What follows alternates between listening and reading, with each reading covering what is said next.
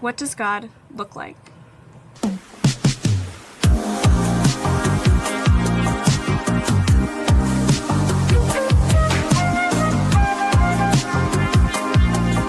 What do you see?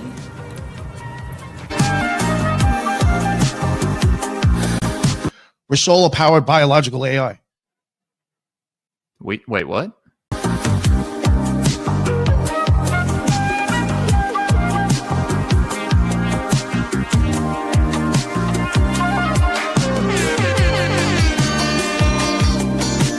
These ancient adversarial entities, I think it's the very same ones that rebelled against God and were cast out. They were sent here to guide us in antiquity, and they took advantage of that and just masqueraded as gods.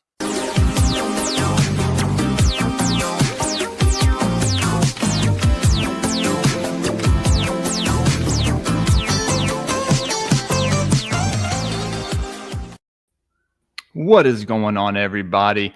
Good evening and welcome back to the Grey Pill Podcast. I am your host, Jules, the Mississippi Mystic, the sound scientist, or one of the sound scientists, the Elohim etymologist.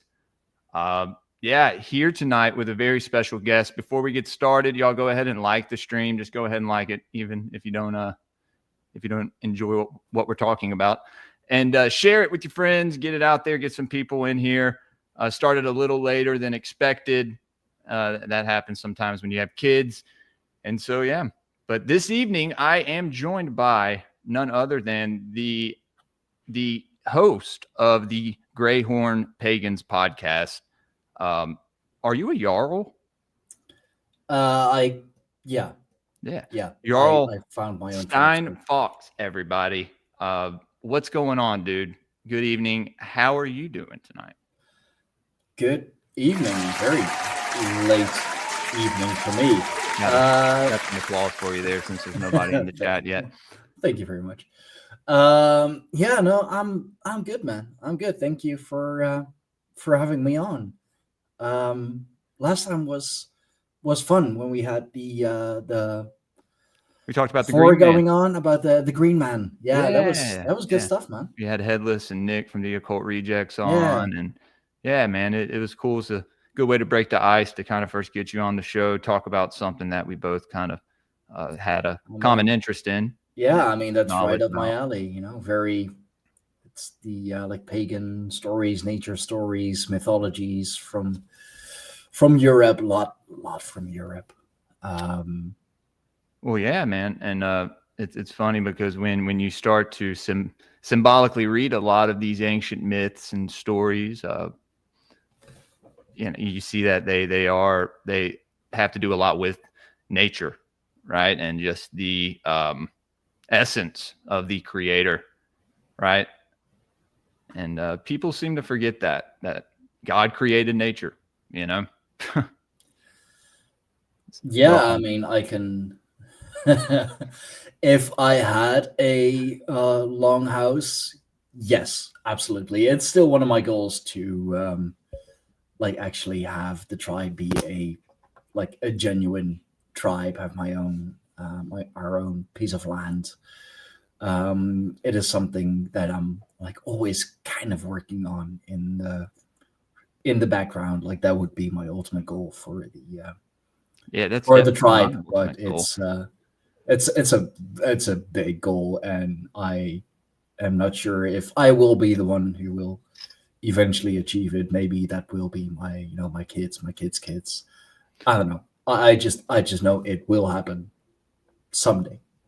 Yeah, man, you set your intention to it, and yeah, absolutely, it will happen. So yeah, dude, if there's anyone watching that's not familiar with you, do you want to kind of let us know a little bit about your show and what you talk about, who you are, and yeah, for sure.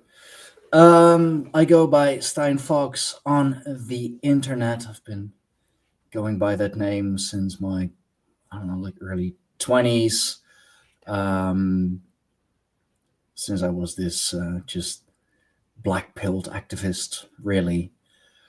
Found the old gods of Europe in my my early 20s after a lot of soul searching, a heavy dark night of the soul as well. Some nasty stuff in my life, but Yeah, it'll do with that. like with the old gods of Europe, I really found my foundation. I found a large part of who I am, started really to understand myself through the gods, through the mythology, and after being part of many different communities and always being the more well-liked one than the ones that actually started those communities, I got kicked out pretty much every time. So at a certain point, I was just like, you know what, I'm gonna do this myself. I've been part of plenty communities. I've seen many communities either break down or go woke. That has unfortunately happened. That's awful. God. It's a natural progression. Like either the founder of said community, blows up his ego, or they go woke and really become overly political. And with that, I am specifically talking about the Asatru community. Started out as a great community. Started out as just a great community with like lots of information and gatherings. At least this is a community-based where? Based in the predominantly in the US, but with members pretty much worldwide, I believe, mostly US and Europe, of course. So did you live in the US? No. Okay. No, I'm European or Dutch. You were born and raised. Born and bred, raised. I'm as Germanic as can get. You look it. 6 foot, blonde hair, blue eyes. Absolutely. I always say that during World War II, I would have been loved.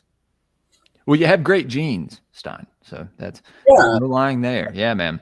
I'm very fortunate with that. I'm European living in Europe on my my ancestral land. Absolutely.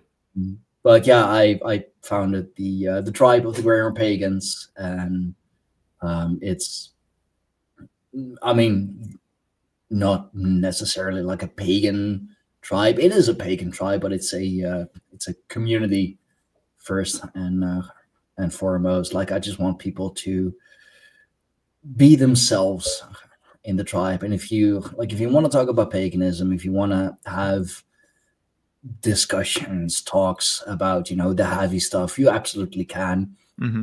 But also, like, if you found a funny meme and you feel like sharing it to have a laugh, go ahead. It's fine. We're a very open tribe. You don't have to be religious or spiritual or whatever. It helps, with the things that, I do talk about and I do share. It helps, but it can also just be a general interest. Can also be, we have and have had some people who were, who were new on the path and who were just like, hey, I am, very new. What's going on? I'm Catholic. No, I'm not Catholic. Catholicism is basically paganism. It's kind of like, hey, can I copy your homework? Yeah, sure, but like change it up a little so it doesn't look like you copied it. We've had that discussion on here. Yeah. It's a running joke between a good friend of mine and me. Like, he's a very I'd say like I don't know if that's a thing, but like a nationalistic Catholic. He believes in the true warrior Christ, the solar Christ, the crusading Christ, right? The one who said like sell your cape, buy a sword. I kind of when shit hits the fan, you got to be ready to fight. Do you want to be, what's that saying? Do you want to be a soldier in a field, or like, I don't know, or a farmer on a battlefield. I don't know, like a soldier, or I don't know. A gardener in war, or a soldier in the garden, something like that. I know the proverb. Be a soldier in the garden. I know the proverb you're trying to. I don't know from the top of my head, but me either. It's something along those lines. Yeah. But like he's always telling me like, oh, you're basically a Catholic, just convert. And I'm always like, you're basically pagan. Pagan. Just convert. Well, that's good that y'all have such a good relationship, man. I love that.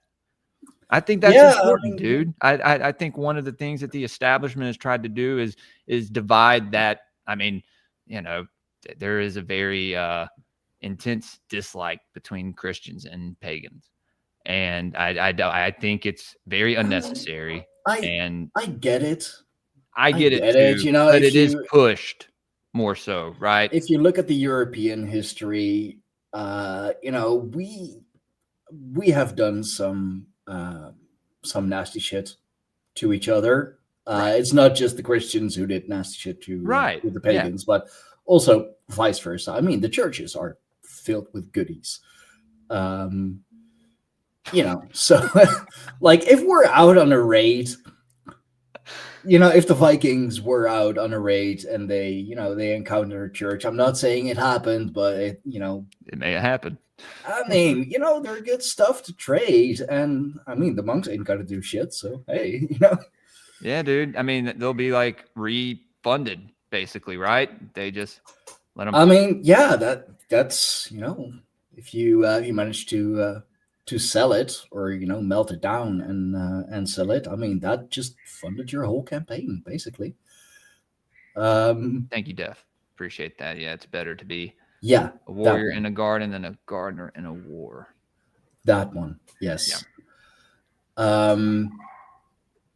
And yeah, I mean it is true that like a lot of neo-pagans, I kind of dislike the word, but a lot of who are new on the path do come from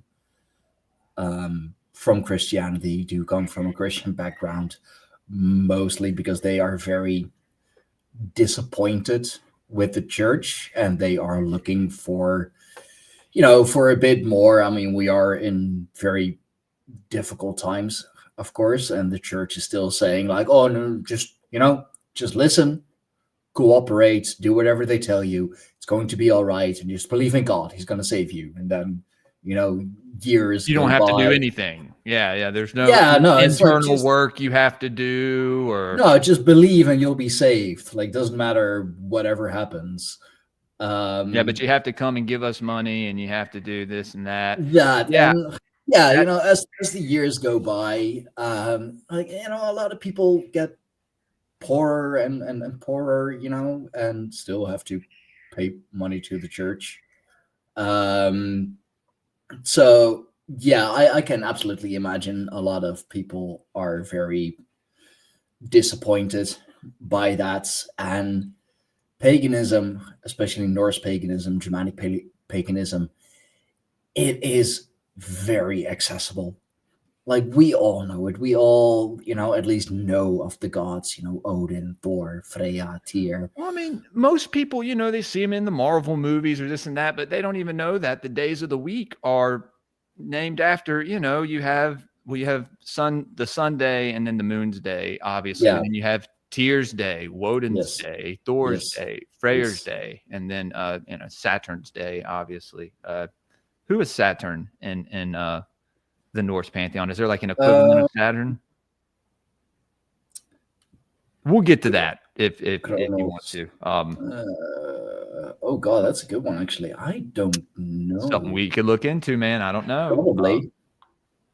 Yeah, I've seen a lot of similarities because when I first started Grey Pilled, I studied a lot of the Sumerian, like a lot of that pantheon and a lot of those stories, even though they're interpretations, and you have to take a lot of like Sitchin and Lawrence Gardner stuff with a grain of salt because it's coming from their own personal point of view. But there are mythologies like the descent of Inanna, the story of Tammuz and his death, and kind of similar in ways to Balder and stuff. Just little things I found here and there, kind of along the way.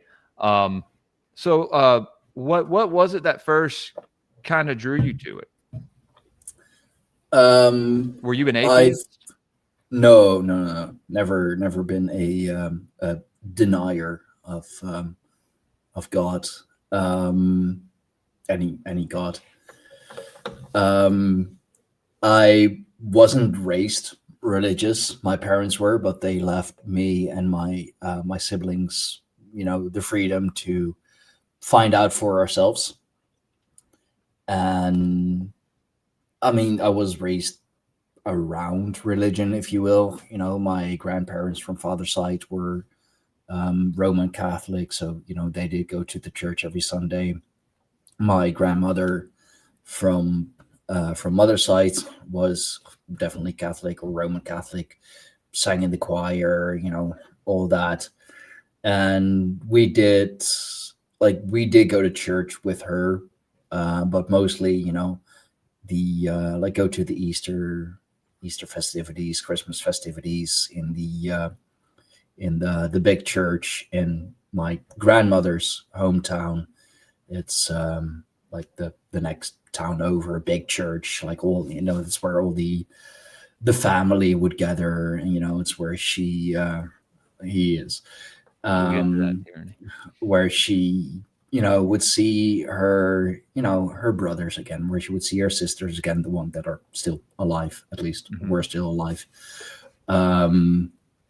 We'd see family members again, so it's mostly like we did it for for the family. We did it for our grandmother, not for the religion, the church, yourself. Yeah, we did it for family. And I've always liked history. I've always been a fan of the stories. I mean, that's Northern Europe for you, storytelling. And yeah, just with all of that, and a belief really from a fairly young age, that there is more. There is more than just this physical realm. And when you're younger and like you don't really know any better, it's easy to call it God. It's easy to call it whatever it may be. And I tried the whole Christian thing, of course, because I mean, it's easy, it's accessible. There seems to be, good things to it. But what really stopped me, what really got me, like not really like got me out of it, but prevented me from, fully converting, if you will, right, was the belief or else, like the fire and brimstone thing. Dude. Like it had such a effect on me. Like I was, me too, just the whole time I was trying to watch what I say, what I do, what I think, how I live. I was so focused on that I like couldn't live a normal life, because with everything that I did, I was like, oh dear, is this gonna get me punished? Oh dear, like I'm thinking this, so I was just like, okay, this is too fucking stressful, like religion, spirituality. It's dramatic in a way. Yeah. Dude. Yeah, like it really is. And then when you think, like, dude, hell's not even mentioned once in the biblical text. They just took Helheim and basically took the first word from that and based it off the complete opposite, because isn't Helheim a very cold realm? Like, isn't it ice? Like icy there? No, that's kind of vary. It's a different realm. But okay. We have so many. Well, we're gonna get into that, obviously. Yeah. But yeah, they use, words are used that people don't even know the meanings of, right?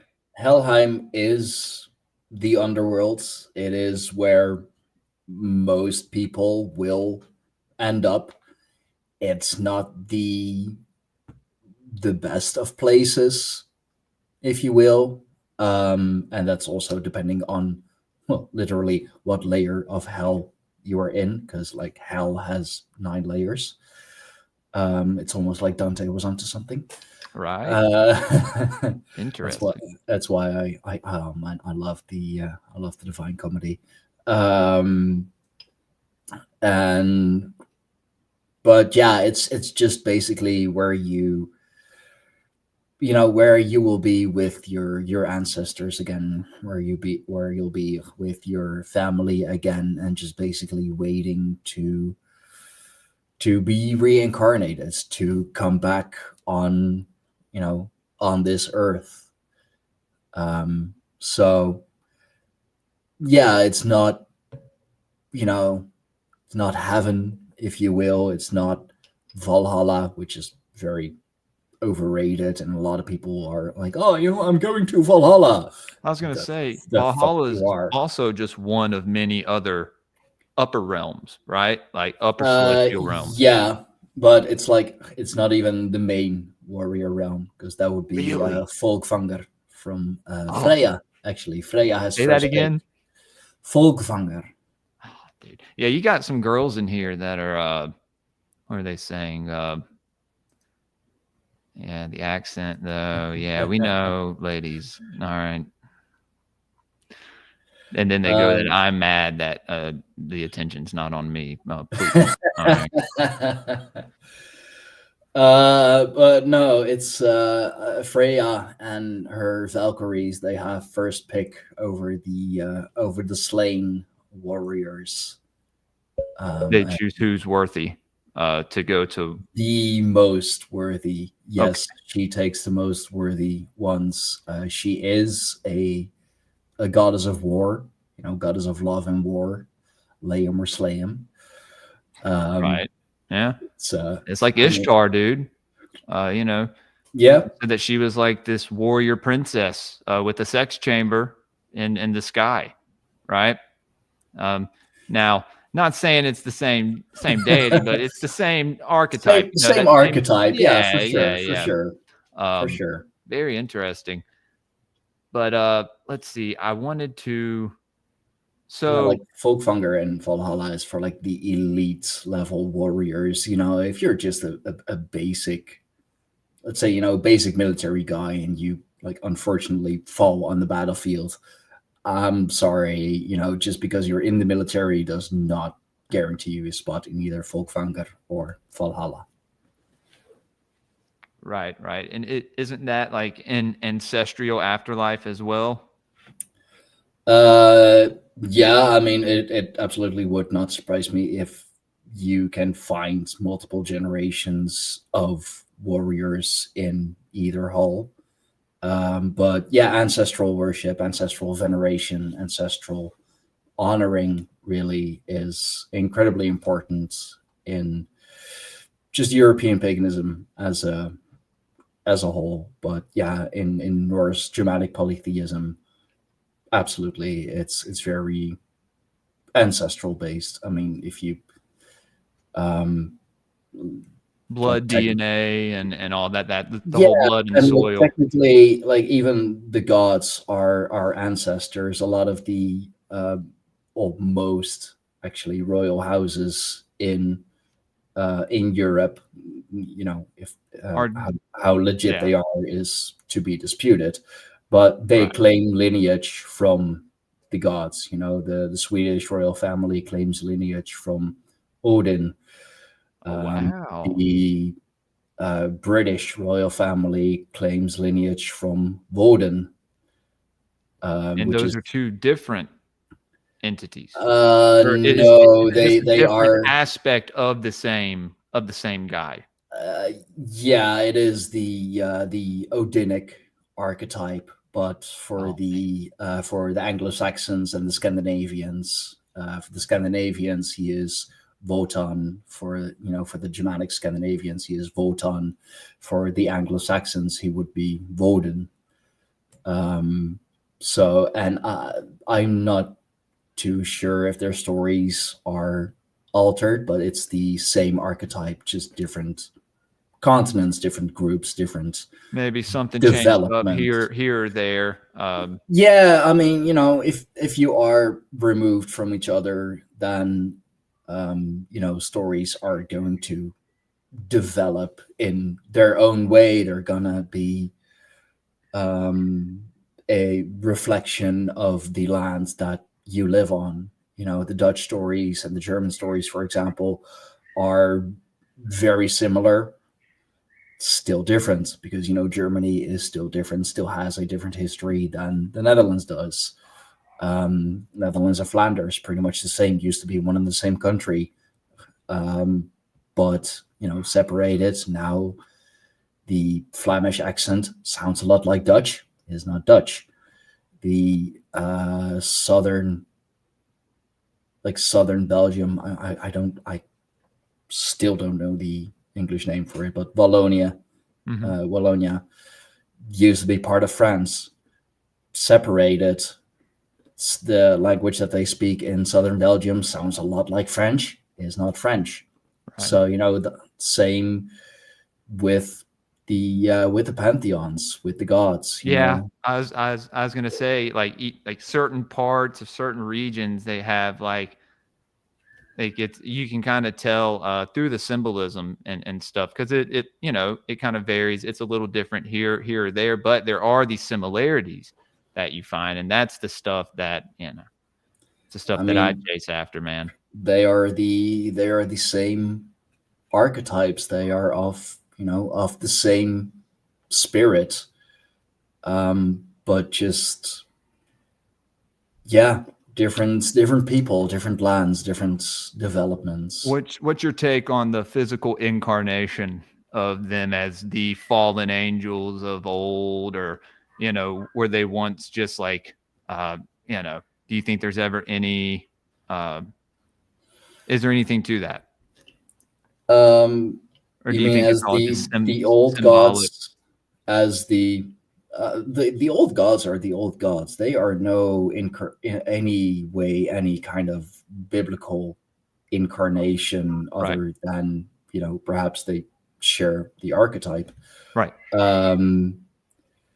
That is not to say that we do not recognize any dark or darker beings. We absolutely do. I mean, the gods are not as friendly with the giants, even though a lot of the gods are of giant heritage. We have the dark elves, who are not spoken of that much, but definitely have a vendetta against the gods. The dwarves, for the master craftsmen that they are, don't always appreciate the gods. So if they can rebel, they absolutely will. It's mostly the giants though, and even that is interesting. Like, as I said, a lot of the gods are of ancestral descent. Odin is, he is at least half god, married to his mother was a goddess, I believe. Thor, his mother, was a goddess, but he's very well known for beating up a giant here and there. Right. Well, yeah. Well, you hear these stories of some of these gods, and it's like, his the son of this god and this god, and then it goes into kind of these primordial forces. And that's what I want to kind of get into with you. What's the origin story? Because we can get into all these characters and kind of what they represent, but who they are really. What's the origin story of the Norse pantheon? It really all started with, and this is going to be very interesting, especially for a mystic like yourself. Order out of chaos, really. It came out of chaos, out of the voids. It was the realm of primordial fire, Niflheim, the realm of primordial ice, Muspelheim. Am I saying that correctly? I believe so. Might be the other way around. It's late. Sorry, guys. You're good, They dude. Good. came together in the void known as Gununga Gap, or the Vesica Pisces.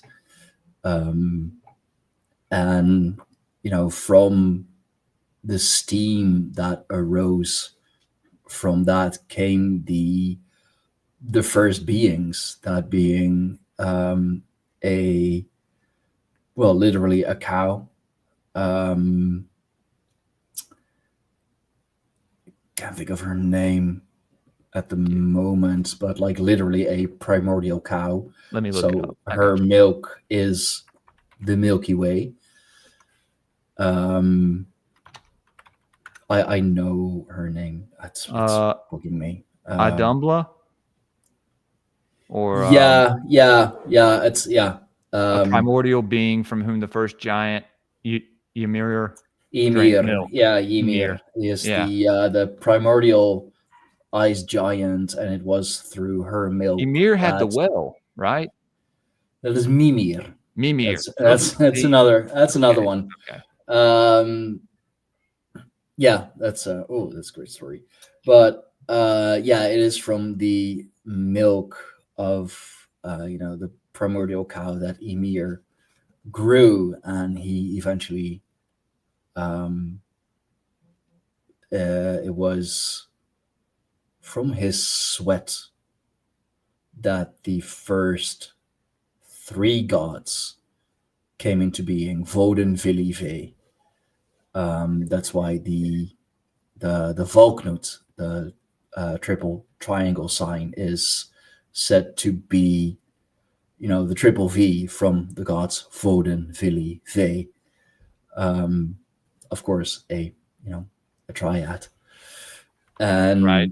It was them who created life from an ash tree and an elm tree. They created the first humans, the first primordial man, primordial woman, Ask and Ambla, and it was Odin himself who breathed life into them. You said So- Ask and Embla? Yeah. Very, very similar to Adam and Eve. And they came from an ash tree and an elm tree.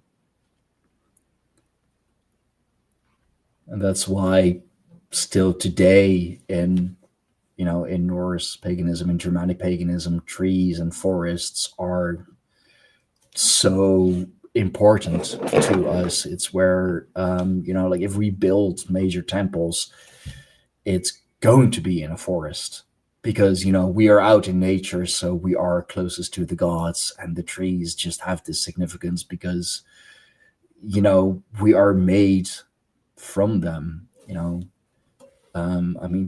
the giant tree, Yggdrasil, of course. Mhm.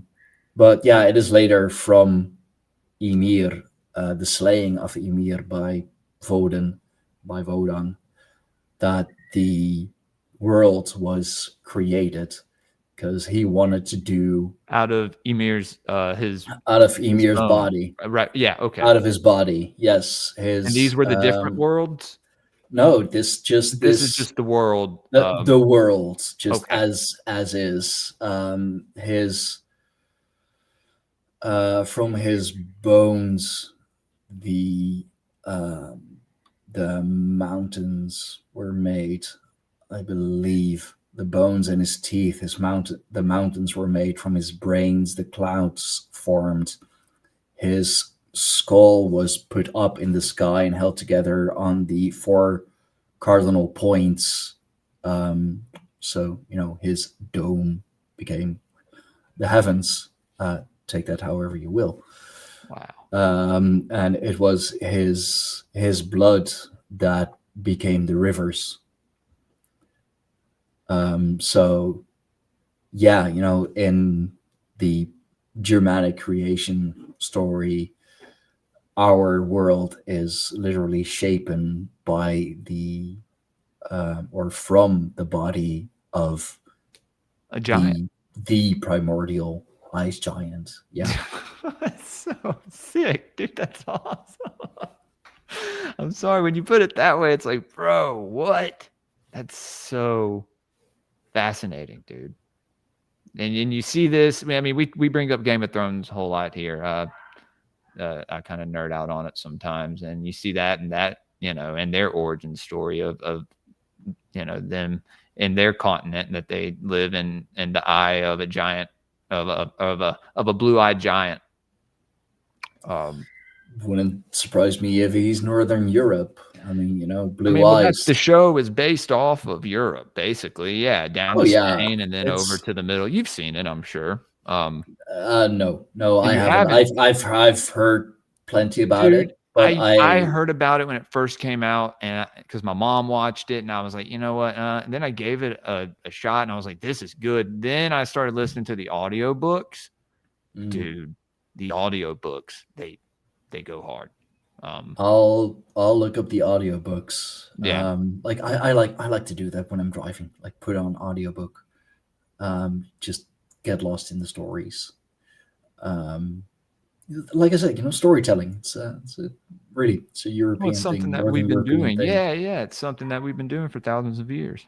It's what we're still doing. It's what we're doing right now, telling the stories. Well, I was going to say that's one way. I'm learning about the.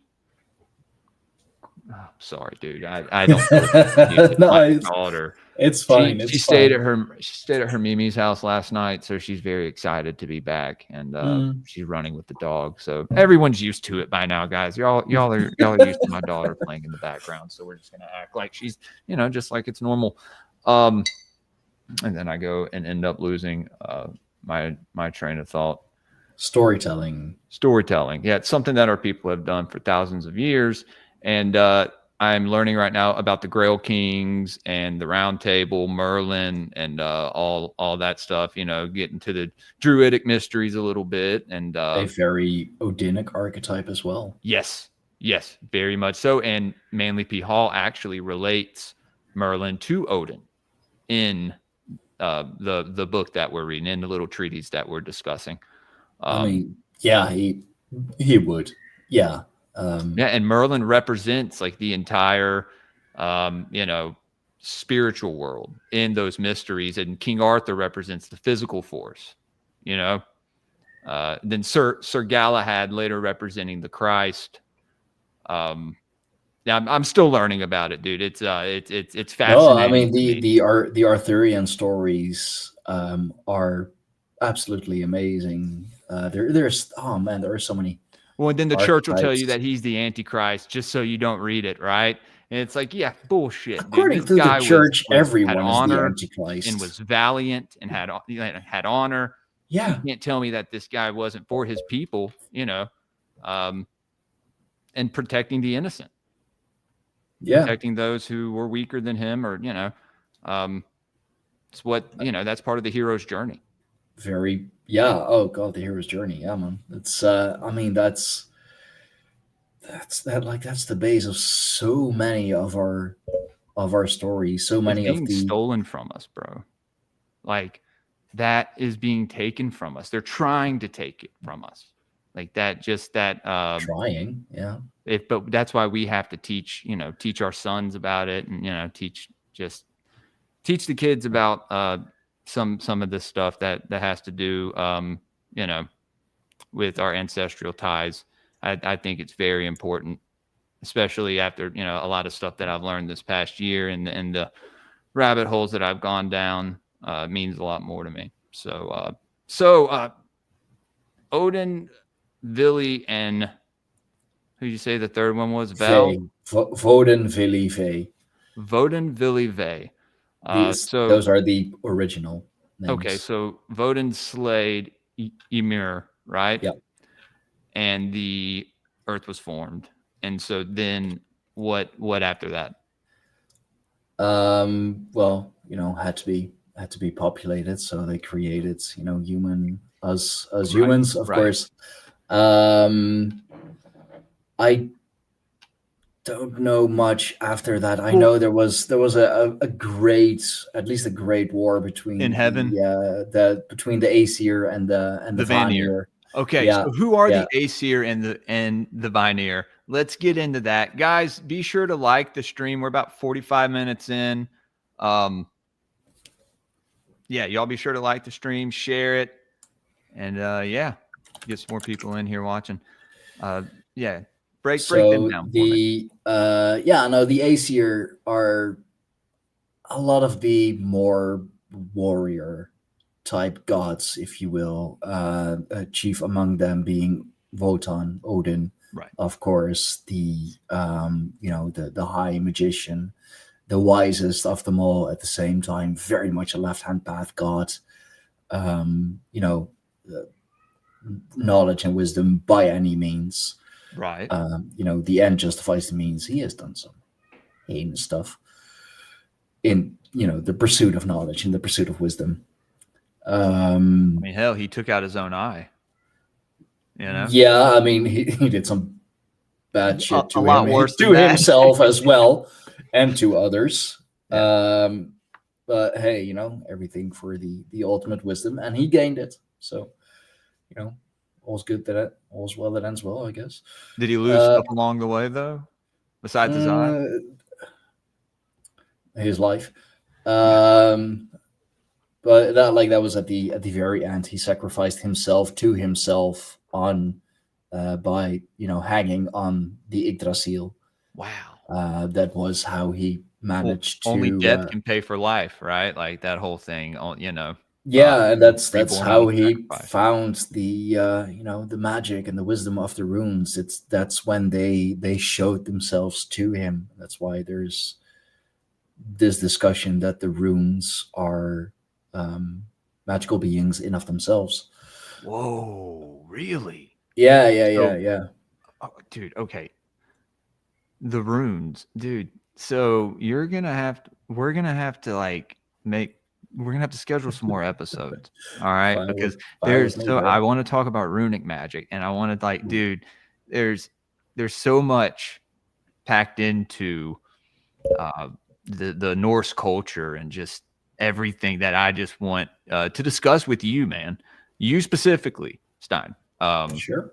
Because I don't know, man. I love the way that you explain it, and it's coming, from your point of view, which I think is important for people to hear that, and not just the fear-based, these people are evil, these people, still practice sacrifice, even though we know who really still practices sacrifice.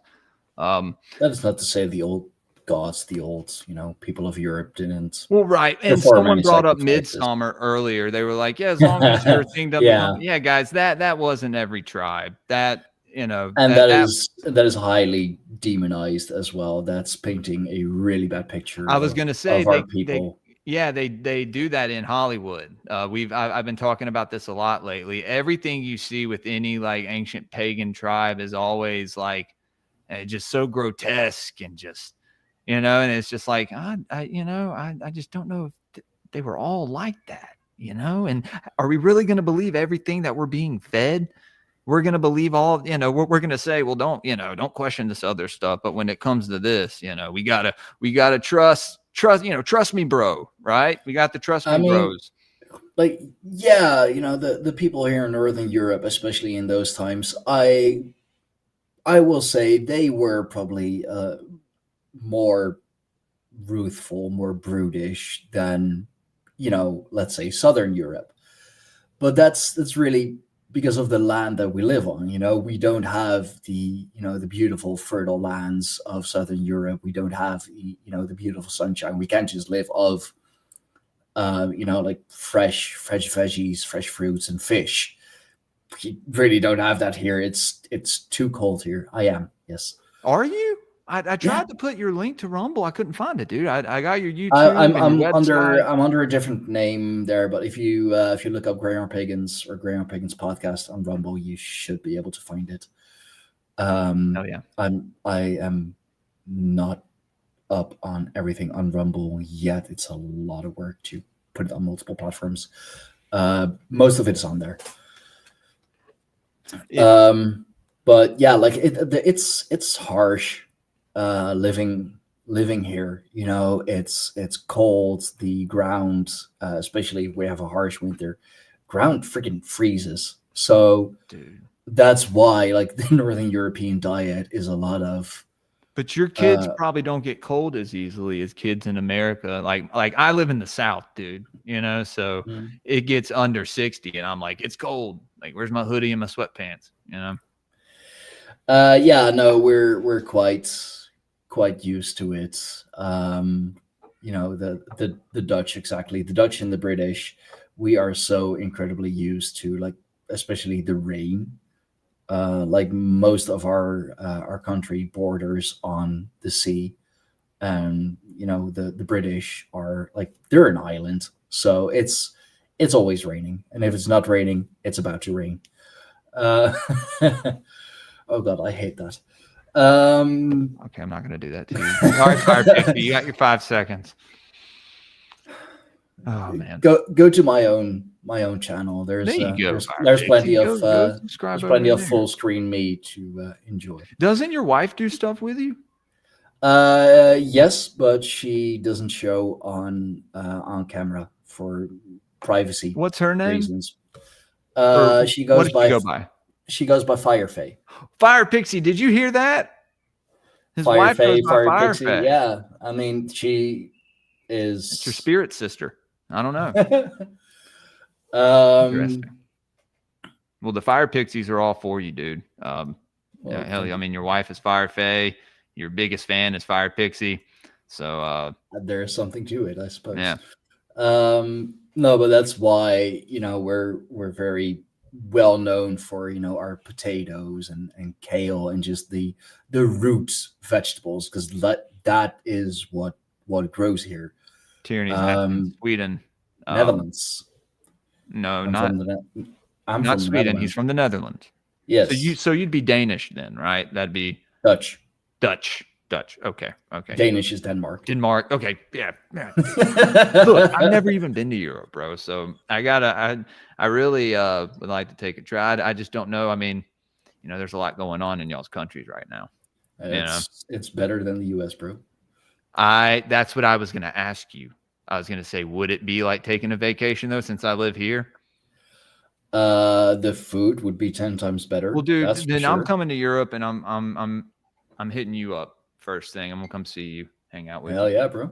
Yeah, man, because I've never left the country, much less the South, and I need to. It's time.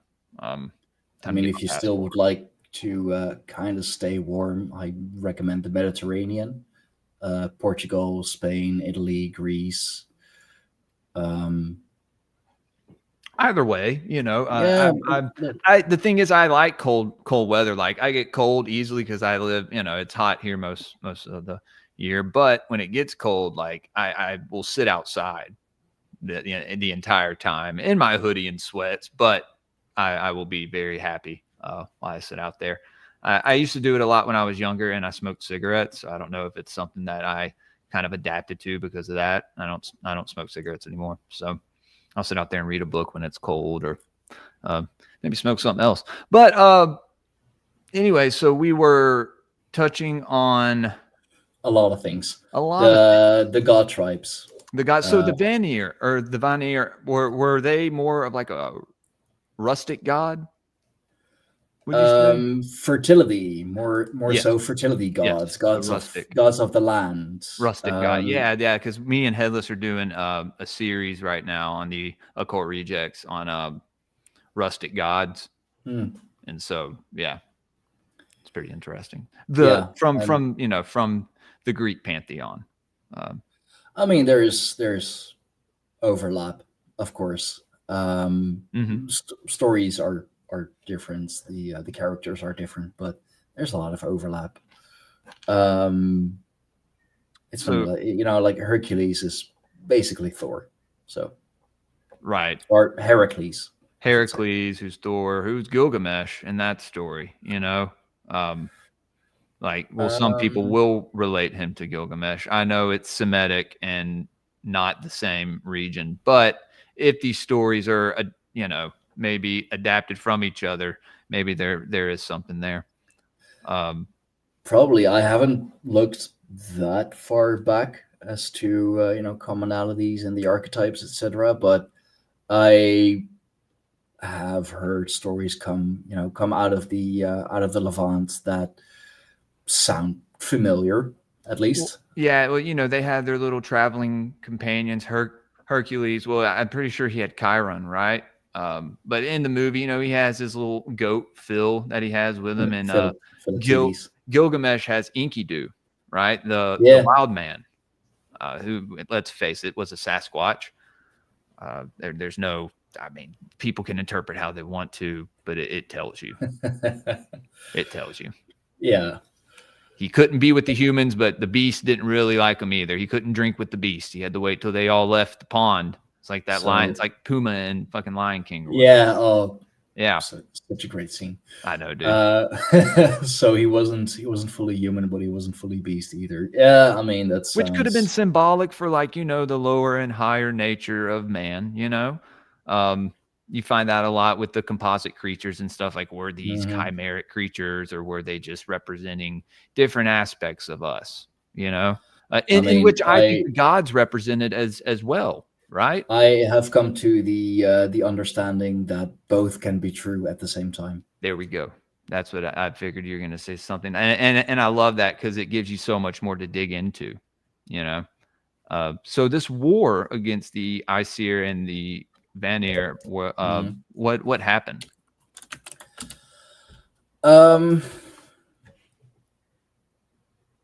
Yeah, I mean, it has been believed to have been sparked by the arrival of a Vanir figure with magic and fertility among the Aesir. So very much what they are not about, and the Aesir fearing her influence, as it's kind of brutal, but like, do keep in mind the Aesir are the war gods, the warrior gods. Yeah, they attempted to kill her by stabbing her 3 times with spears and burning her in a hall, but she was reborn each time from the ashes, so she was a phoenix, basically. Wow. Yeah, I mean, rebirth. It's another, like, rebirth, incarnation. Common theme with the Vanir or whatever. Just like in general. Just in general, like European stories in general. And of course, the act of violence enraged the Vanir, which, like, I do understand, just because you're afraid of something. I mean, magic and fertility, I can imagine, like, especially Odin, be like, hey, we got those over here. This is the story of Enlil and Enki. Enlil's sons were all, I mean, they correlate directly with the archangels in the Old Testament. They had swords and shields and fire. They had wings and they were burning with fire. And Enki's his kids were more of like these mystics. I mean, Thoth. Like, you see it with him. Speaking of swords and fire, like, you asked who would be Saturn or Kronos. Like, early in chat, someone mentioned Surtur, who is this huge, well, really giant, flaming giant with a giant flaming sword. Oh my god! I know who the guy is, dude. So that, I mean, I'm not sure if that would be the Saturn. Bro, I think he is Saturnian archetype. Yeah, I mean, yeah, sounds like it. I mean, this is the guy, and you're gonna think I'm a nerd probably, but have you played Assassin's Creed Valhalla? Have you ever heard of it? I am familiar with it. I haven't played it. It's so cool, dude. You start your own tribe and you go on raids. Yeah. It as far as Assassin's Creed goes, the best, hands down. I used to like Black Flag because of the pirates.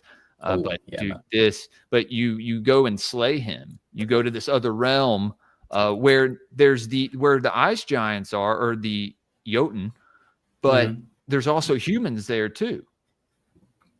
It's In weird. In Jotunheim? I don't think it's in Jotunheim. It's like some in between place where, but this guy who they were talking, who you had mentioned, this Saturn. Is it a different realm on the Yggdrasil, or is it more lower worlds? Because it might, like, if it's lower worlds, then it might be the Ironwoods, which is where the Thursar, who are also of Jotun kind, but that's more dark paganism. That's more like the dark, the dark Jotun, Dark if you elves will. earlier, and I've seen the movie Thor, obviously, but we're reading a book next week on our esoteric book review on the hierarchies of elves, gnomes, and what was it? Elves, gnomes, fauns, and fays. So it's going to be fun, man. It's going to be fun. Maybe I'll learn some stuff I can come back to you with. And so where were the Aesir, or I'm probably going to butcher the pronunciation. Where were they living? I mean, they all have their own halls, of course. Were there halls in Asgard, or was Asgard? The Asgard is the realm, and the halls are the homes of the gods within those realms. Valhalla being, of course, the one for Odin. How many realms are there? If that would make it easier to kind of explain. Nine realms, but then the underworld Helheim has 9 shadow realms as well. Oh, so there's like an inverse 9 to It's very very I've even kind of related it to the Kabbalah. Dude, I was just about to say it's kind of Kabbalistic. It is. Yeah, it is. Man, It's I've even mentioned it to a friend of mine, or he's become sort of a friend. I know him through Jin, actually, Jin the Ninja. Jin. He's a good guy. He is a protege of Jin. He's a practicing Kabbalist. He's he's a young gun. He's like, Jin's a good guy, man. But his protege, Matt Mura, you'll like him, young gun, like 20, I've seen Matt before. 21, 22. I've had a chance to meet him. I think he may be coming on the Occult Rejects soon. So nice. Yeah. Oh, he should. I have actually had the pleasure of meeting him. We went to the Embassy of the Free Mind in Amsterdam, who have this huge Kabbalistic library. Well, it's Kabbalah. It's what is it? Emerald tablets. It's Rosicrucian. It's just very, very mystic, very occult in Amsterdam. Absolutely amazing. He's coming back in December, and we've actually been discussing, and I've sent an email to the Embassy of the Free Mind if it would be possible to record a podcast episode in the library. You think they're going to let you do it? I fucking hope so, man. I've sent an email to them. I'm going to call them as well, because that would just be so cool. Just this huge mystic occult library in Amsterdam, like surrounded by just ancient knowledge, and to be able to do. So would you have access to all those books as well? I mean, if you paid a ticket for the museum, you have access to the library that's on the top floor. So yeah, man. Dude, do it, bro. Yeah, you should record. Dude, do a show from there. Yeah, I've sent an email. Like I want to, be nice and ask him, instead of just like, hey, got a ticket and a lot of podcasting stuff, so if you don't mind. I want to like do it properly. Right. Later, but that would be so cool. Absolutely, dude. We were. Well, I was bringing up the realm. So there's Helheim with the Shadow Realm. So Helheim's one. Then there's Asgard is another. Asgard is the realm, actually. Thor's hall would be Bilskirnir. It's gotta love those ancient Norse names, but it means lightning crack, in reflection to Thor, his association with thunder. Of course, that is what is believed. If you hear the rolling thunder in the sky, that is Thor on his chariots, pulled by two billy goats. The lightning is him, swinging Mjolnir around or throwing Mjolnir. So of course his hall would be a reflection of his name, married to Sif, the most beautiful of the Aesir, at least, with the golden hair. His mother was Njord. His mother was actually the Earth goddess. Okay. So she Earth was goddess. was she a Vanir? No, she was not of any tribe. She was the Earth goddess. She Okay, was. so this was okay. Okay. I mean, in I guess, most will probably know her under a different name, Gaia. Okay. She was or is the mother of Thor, Okay. of the god of strength, god of thunder, the protector of Midgard. Okay, so the 9 realms we got. I pulled up this Asgard. It's the realm of the gods. Yeah, Midgard. Is our realm. Okay, Realm of Jotunheim. Realm of the giants. And it says Midgard is also the connection to Asgard. Over the Rainbow Bridge. Yeah. Yeah, which Heimdall. Somebody brought up Heimdall earlier. Which Yeah, he Heimdall, guards. the Watcher, the Seer. I was gonna say he watches all the Aesirs, right? Like, yeah, he can see everything that is going on. I believe throughout the realms. Not sure about the lower realms, but and he can hear too, right? Yeah. He is the eyes and ears of Yggdrasil, basically. Okay, so all these realms rest on Yggdrasil. Yeah. Okay. On the branches of Yggdrasil, of the world tree. Okay. So then we have Jotunheim, the land of the giants, right? Yes. And then we have Vanaheim. Is the realm of the Vanir. Yeah. Okay. So you have Asgard and then Vanaheim. Okay. And then Alfheim, the realm of the light elves.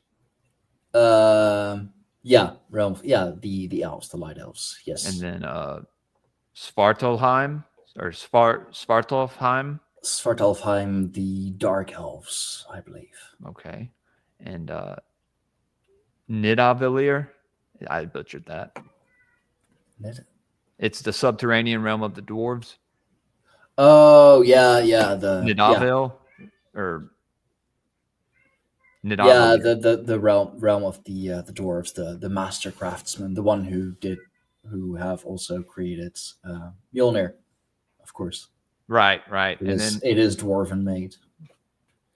Of course, that would make sense. And then it's like in all the lores, like Lord of the Rings and all that, the dwarves are always the head forgers, right? Yes. Niflheim is primordial ice and snow, right? Yeah. And that word sounds very similar to Nephilim, right? This is just I don't know, just weird. And then Muspelheim is primordial fire and smoke. So in which those two realms, that's what they came together. In Gununga Gap, in the void, the Vesica Pisces, in the void to create. And out of the steam came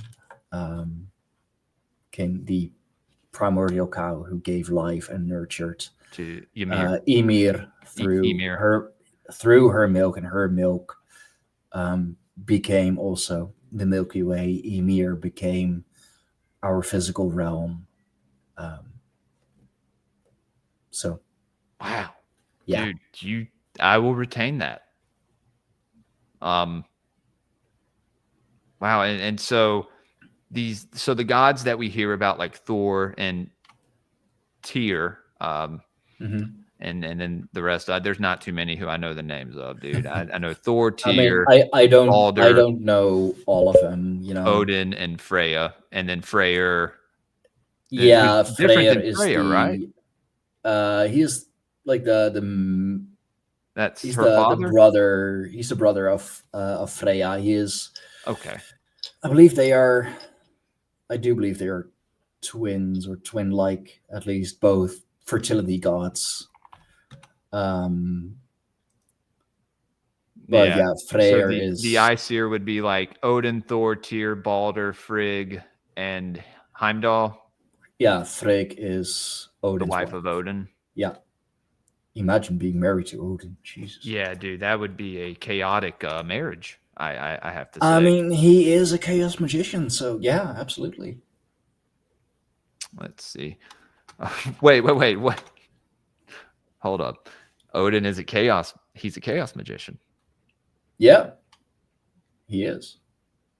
Well, I guess in order to create something out of the void of chaos, you would have to know how to manipulate that, right? His first act of chaos was, killing the god Ymir, shaping a new world, creating a new world. Okay, so right here it says the Vanir, the Vanir was Nord, Freya, Freyr, Nerthus, and Aesir. Not too familiar with the Vanir tribe. Njord is Njord is a sea. Nord, I think Nord is the father of Freya, right? Yeah. Okay. Yeah, he is. Yes.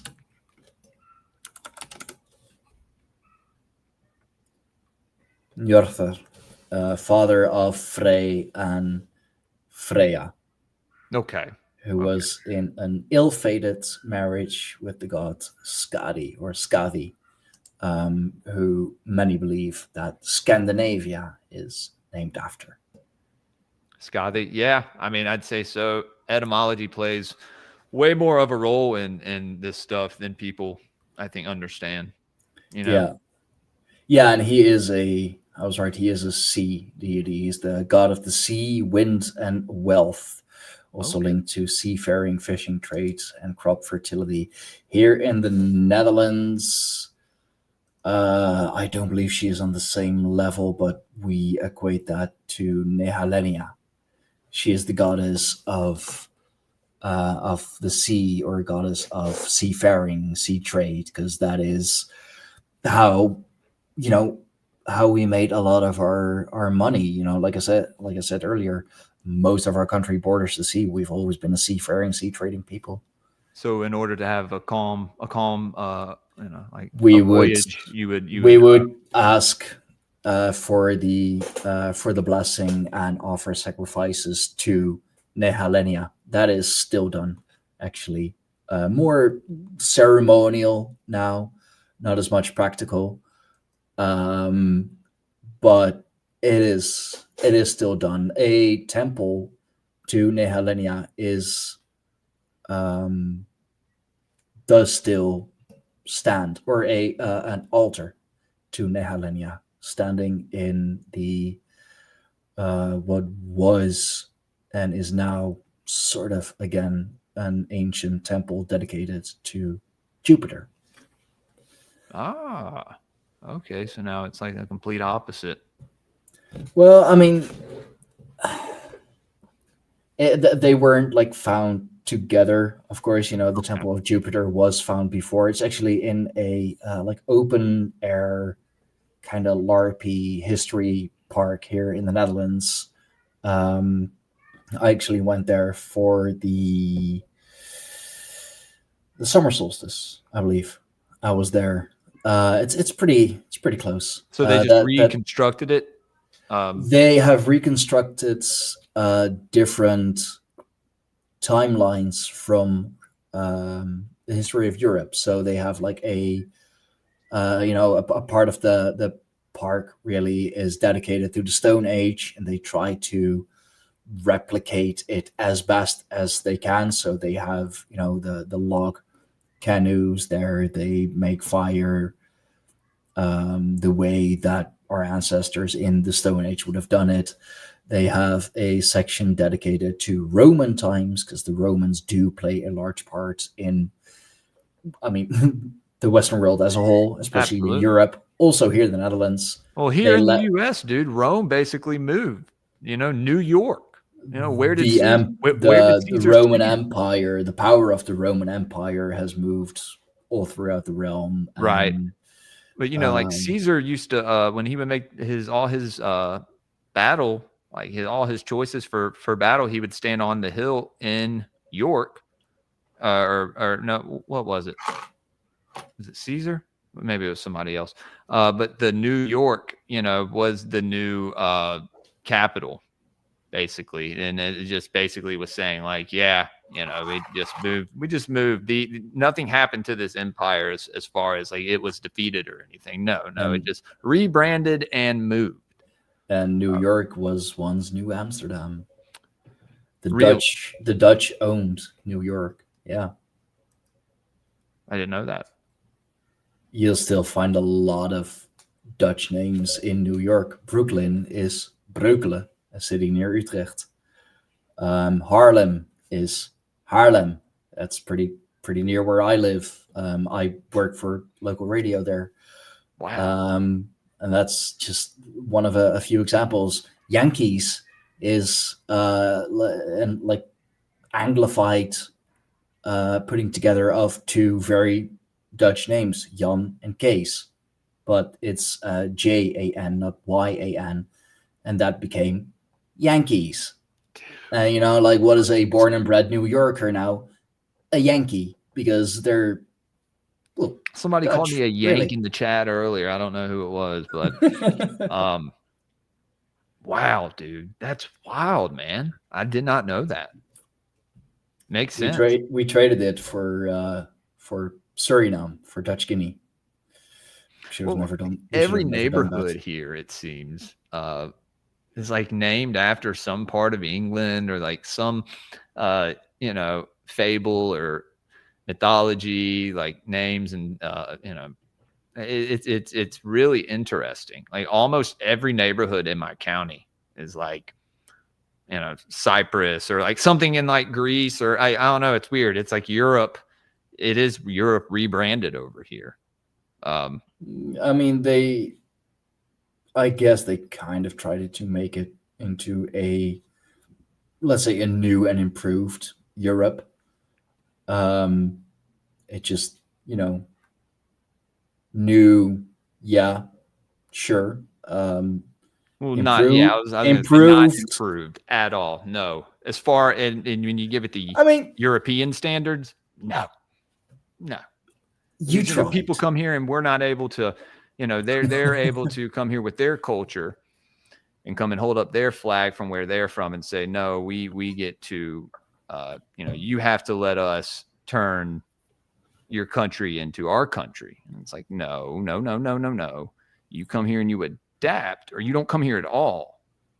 It's okay. You have your own culture in your household, and you can be proud to have a certain heritage. But especially here in America, it's when you come here, you're supposed to be American. You're supposed to adapt to American values and the American culture, and that doesn't exist anymore. No. The American dream doesn't exist anymore.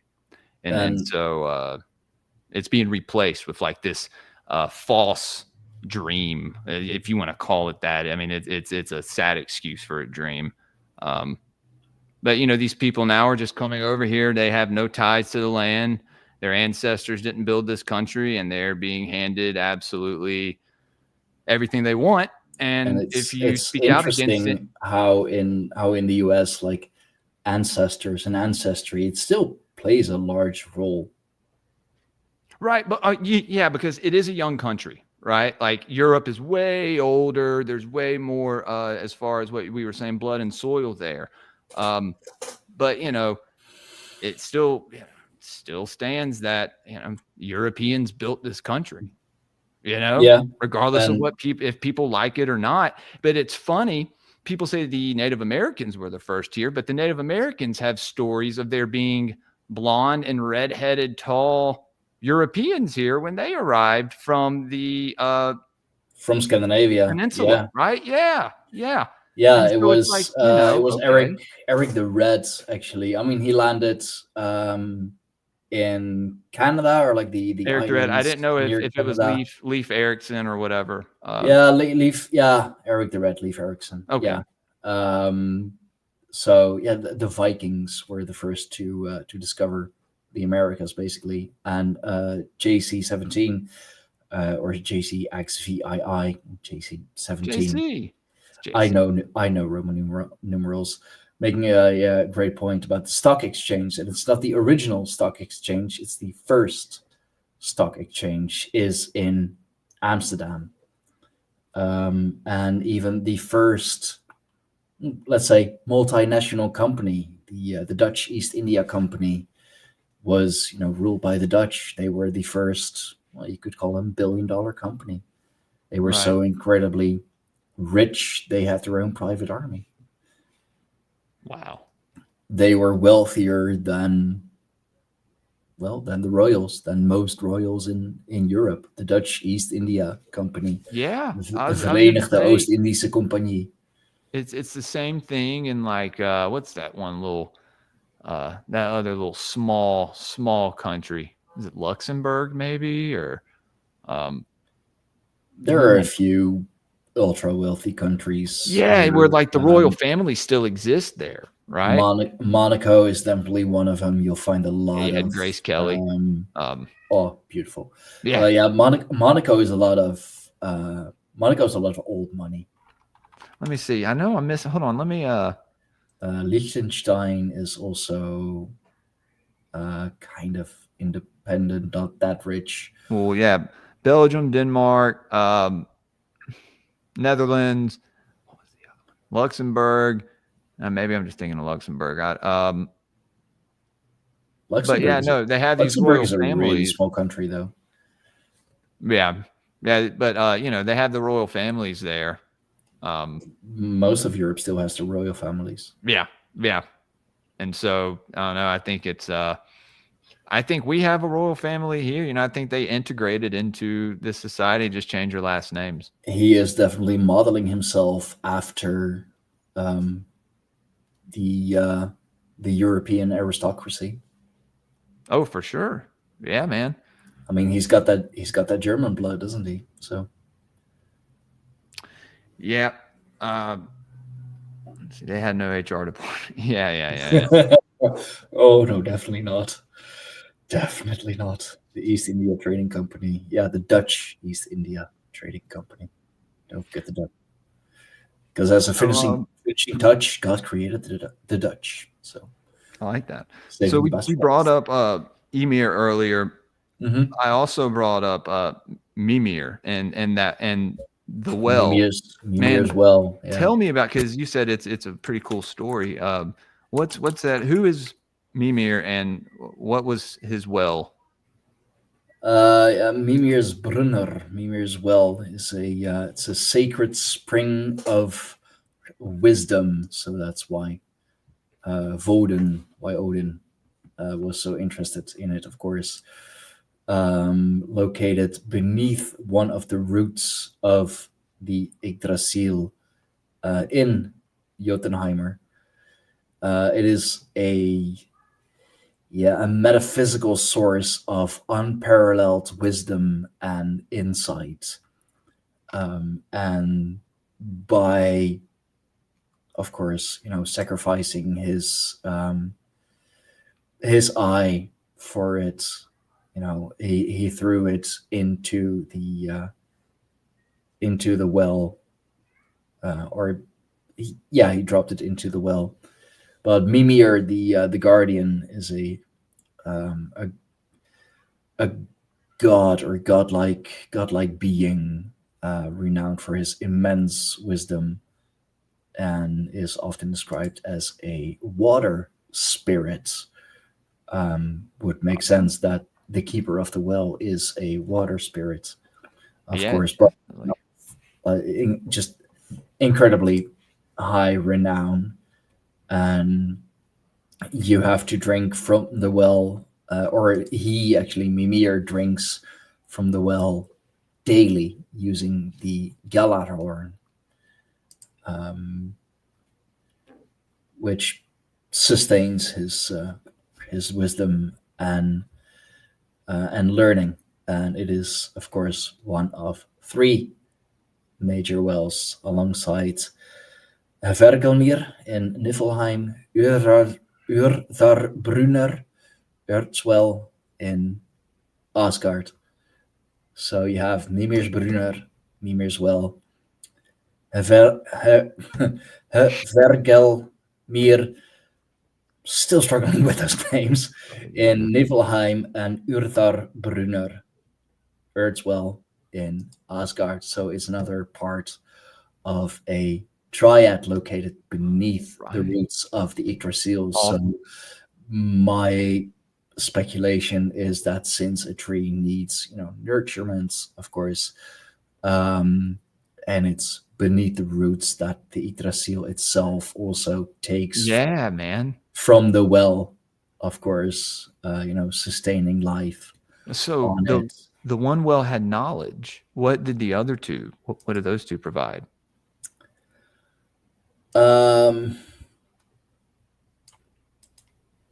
It's a good question, man. Take your time, man. You're good.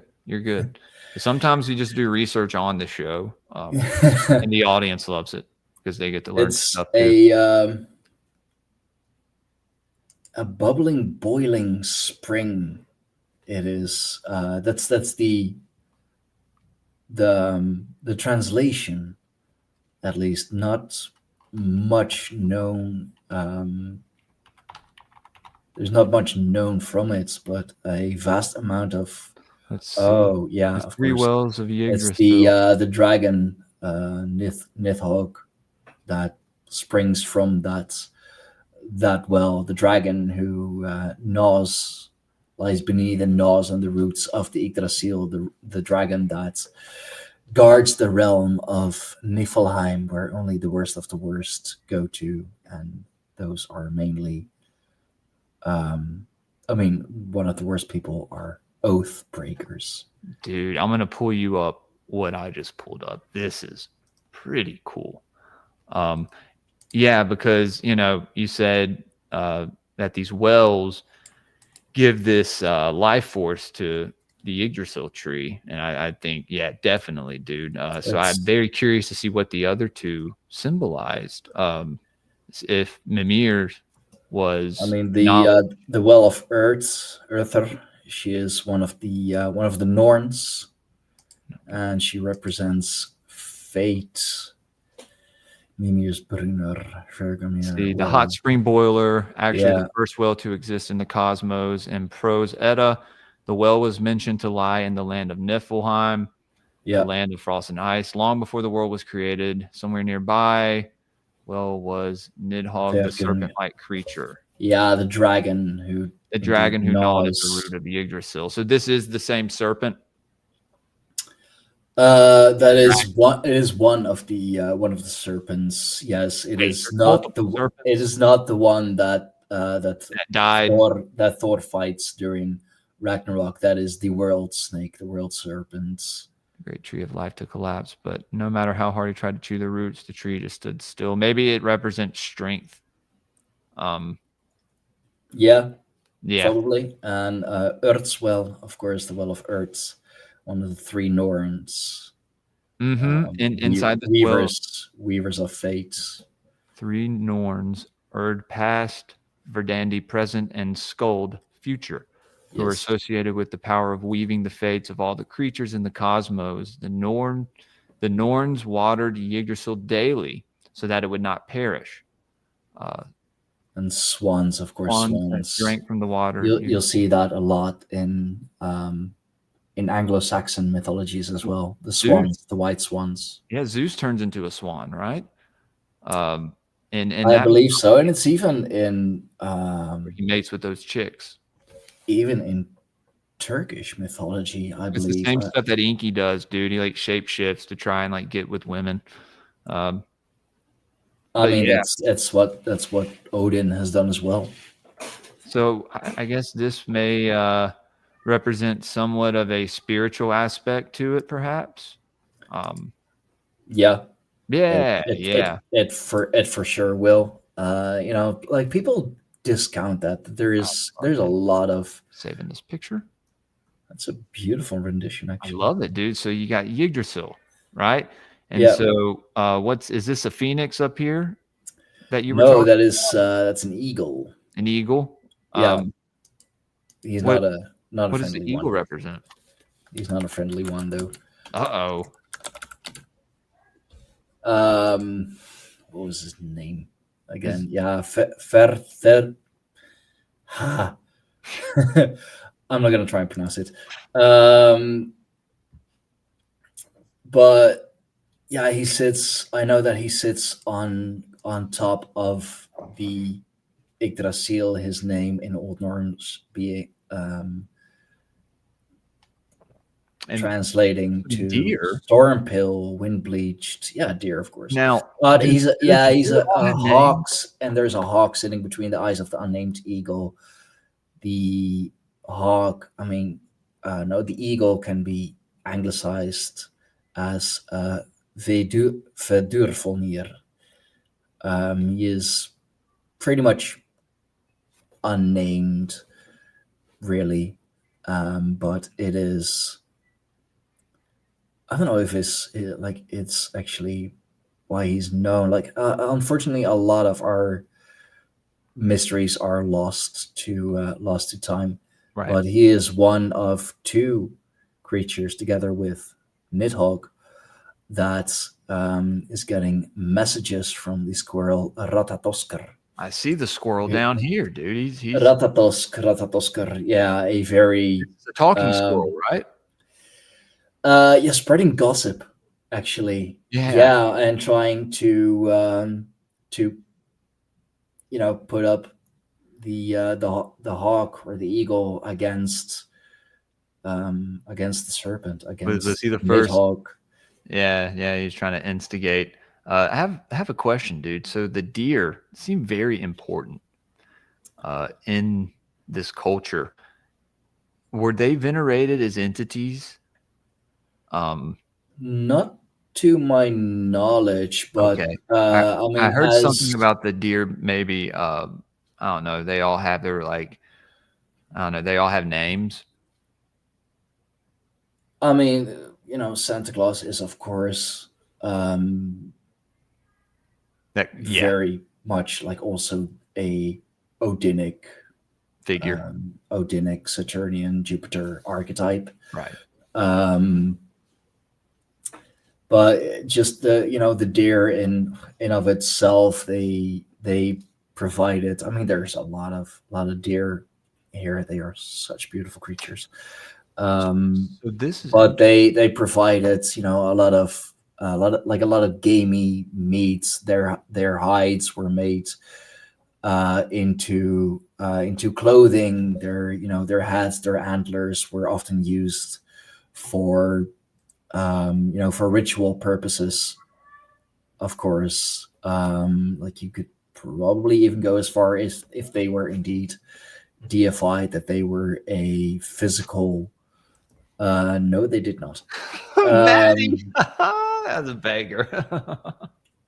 But you could even say that if they are indeed mythologized, which I have no knowledge of, but wouldn't surprise me, that they are a physical reincarnation, physical representation of the horned god, the old, the god that represents wildness, the wild gods, the wild ones. Pan, right? Would you say that archetype, something similar, maybe? Pan is more so a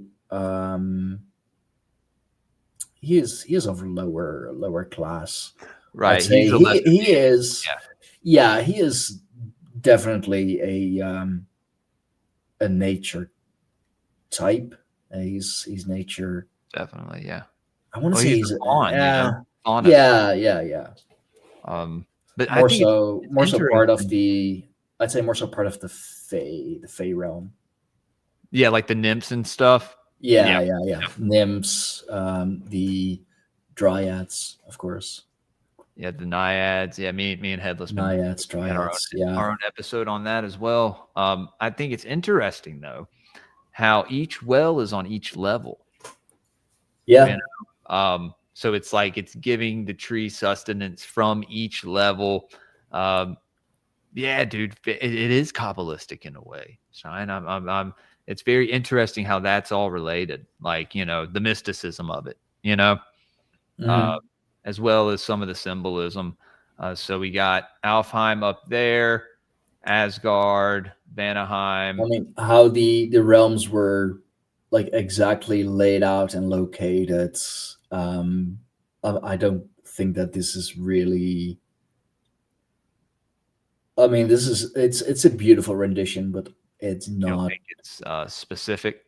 It's not, yeah, I don't know. There's a lot of interpretations. I do like that they have it like on the levels, but from like what I can see, like Asgard should not be at the roots. Asgard should be in the branches. Same with Alfheim. Same with Vanaheim. They are the higher realms. Midgard is literally the middle realm, so that would be the middle of the tree. More so the trunk. What keeps it standing? It's the power, it's the force, and then Land of Dwarves should be in my vision, at least. I'd say either below or kind of next to Midgard. I don't know if I'd put the dwarves like on the level of humankind, but they do deserve a certain type of respect. Absolutely. Jotunheim is most definitely, I'd say, one of the lower realms. I mean, the Ironwoods are definitely of the There's lower a realms. citadel there in Jotunheim. Utgard, yeah. Yeah, dude. That's Citadel of wild. the Giants, Utgard Loki. Yeah.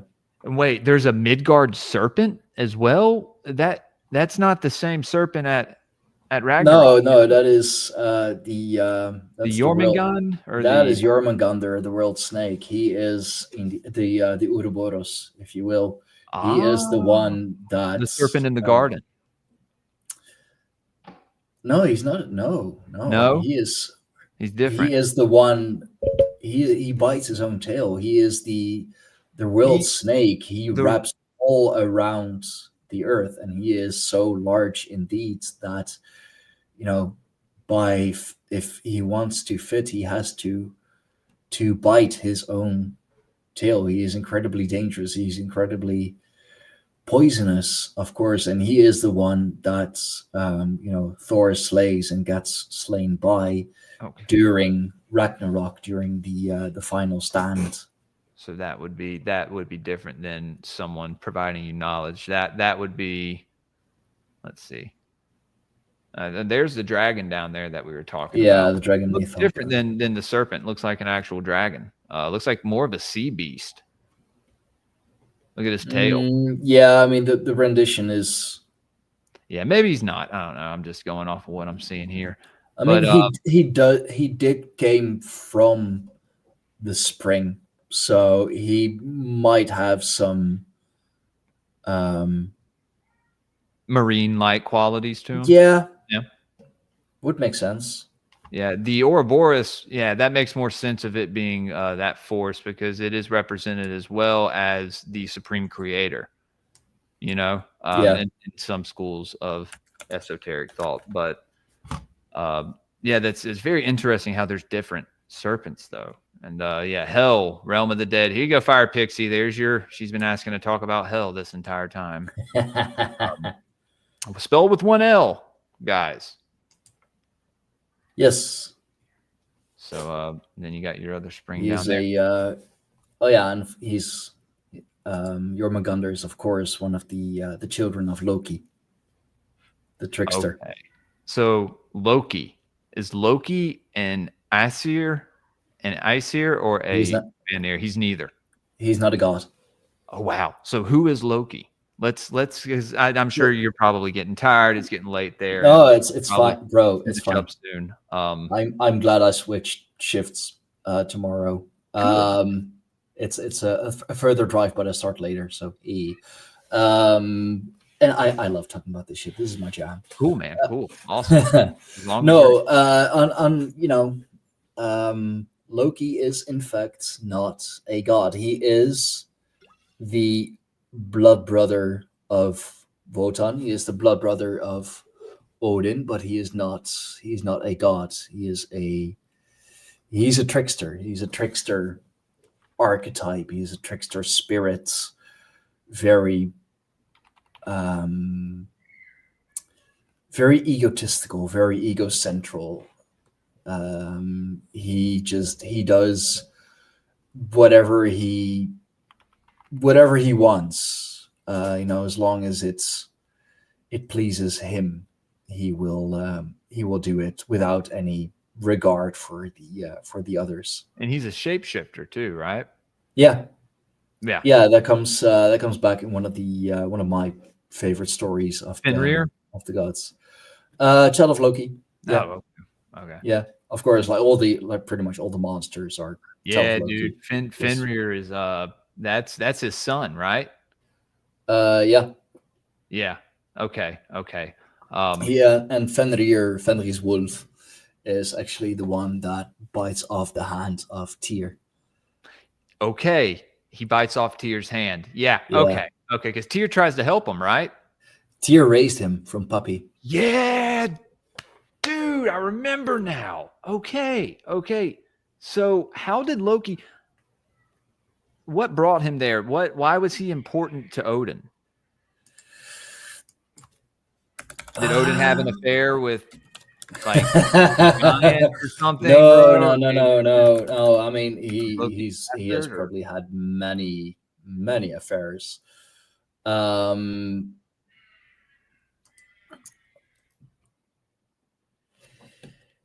Yeah, I don't know. Like, not much. Like, we don't focus much on Loki because he is such a. I mean, he's a trickster. He is he was, of course, son of a giant and son of a giant. of a goddess. So he's half god, foster brother, blood brother to Thor. to Odin. He's often portrayed as a companion to Thor, but he is not the brother of Thor. Okay. Don't believe what Marvel's trying to tell you. Okay. No, thank you, dude. Thank you. Okay. So And also his daughter Hela is not the original ruler of Asgard. She is the ruler of Helheim. She's the daughter of Loki. She is really half. She is like half. It is actually Fire Pixie who her has her profile picture is a very good rendition of Hela. Okay. She is, she's beauty and decay. She is half and half. She is. Yeah, the dark and the light, right? Yeah. Again, there we go with more dualism, dude. You find that. Okay, and so did Loki have any other children? It is.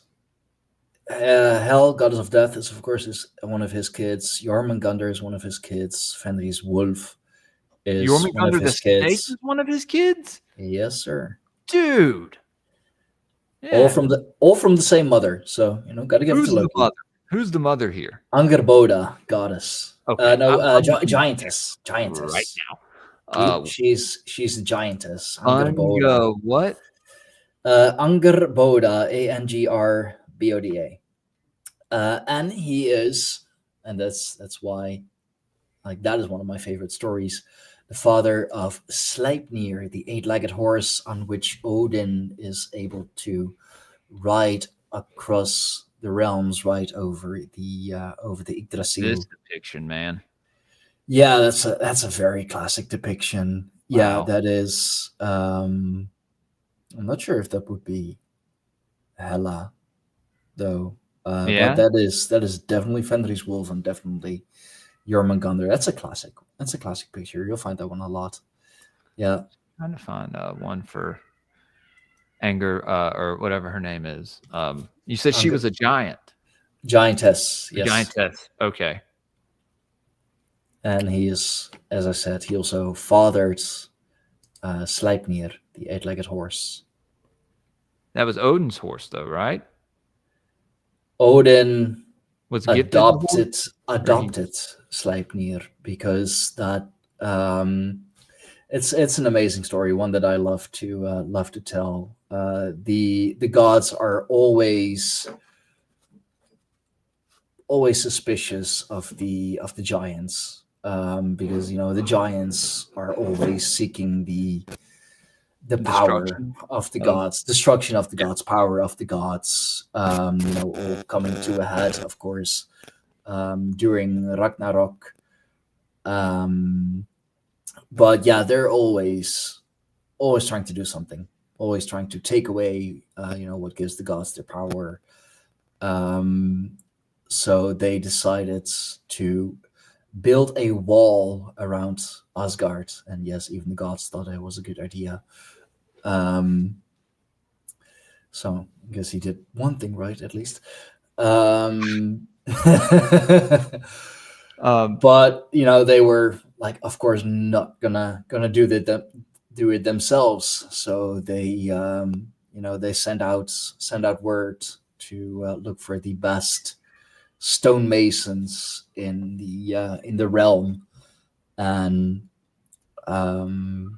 one presented itself, walked into the hall and said, "Hey, I am the best stonemason that you will find, and I will finish this in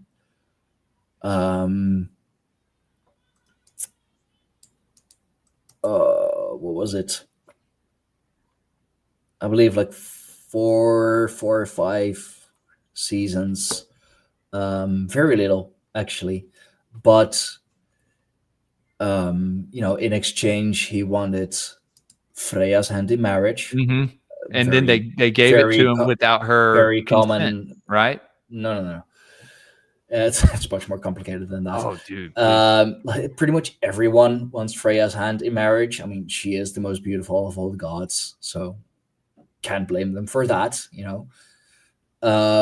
He wanted the sun and the moon. So basically, all the beauty of the world he wanted in exchange, which is it's a big ask. Of course. So, the gods were like, I mean, yeah, like we do believe that he's like a very good stonemason. But like his price is pretty damn high. So, like after some, deliberation, Loki was the one who persuade them and said, like give him, what was it, like four or five seasons time. Like he'll never finish it in time. That is way too short. But the stonemason accepted on one condition, that he could use his stallion to help. So they said, yeah, that's sure, that's fine. Like we send you to the furthest quarry, stone quarry in the realm. So use your stallion to, haul the stones. That's fine. Like thinking like, he's never gonna fucking make it. Whatever, bro. So, stonemason starts doing his thing, starts building the wall, the fortification, and making pretty good time actually. And it's it's starting to look like he's gonna finish it in time. Right. Oops. Fucking now what? Loki, you son of a bitch. Right. He was the one that convinced the gods that he was never gonna make it. So Knowing that he would make it because he's no. It's I mean, I don't you don't know. think he knew? I don't know Because, if that's the case, but Loki he was a frost giant in disguise, right? He was a giant in disguise. This yes, Mason. for sure. So they were betrayed by a Mason, guys. Oh, Betrayed by a Mason.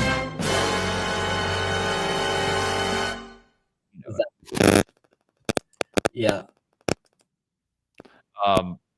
Yeah, and in doing so, didn't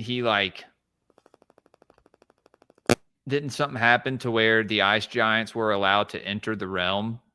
Or it weakened their defenses? Yeah, no, of course. Like if you're a giant in disguise, you're not gonna, build the fortification That you promised. That's strong. I mean, he's gonna build it, but not as strong as they want it, of course. Yeah. Like, I mean, you gotta build it to, to not appease them. Yeah, to get what you want. Yeah, like not give it away right away. But they turned to Loki and said, like, hey, you said he wasn't gonna make it. It's looking like he's gonna make it. You're the one who said, you're the one who persuaded us. You said, like, give him a very short amount of time, send him to the furthest quarry. He's never gonna make it. He is. Go fix it. Loki, of course, like, no, I don't want to. Like, what's in it for me? How about we don't take your head? Fuck, fine. So, he indeed shapeshifted into this beautiful mare, seduced the stonemason stallion, which caused the mason to have to haul the stones himself. Because of course the stallion got lured into the woods for some late night hanky panky. Loki had sex with a horse. In the shape of a mare, right. Yeah, to fix a problem that he caused. I mean, dude, it's some weird ass stories.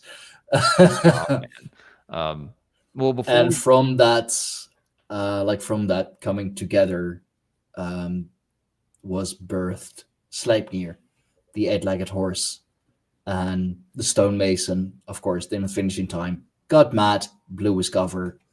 They called in Thor. He bashed his head in. Yeah. All's well that ends well. Yeah, you actually in the Assassin's Creed game, all this is played out in Asgard. You go to like your Mystic's tent, and they make you this potion. You drink it. One guy who makes it, you can go to Helheim, and you have to complete all these tasks to get Baldur back, which I never finished. It was way too hard.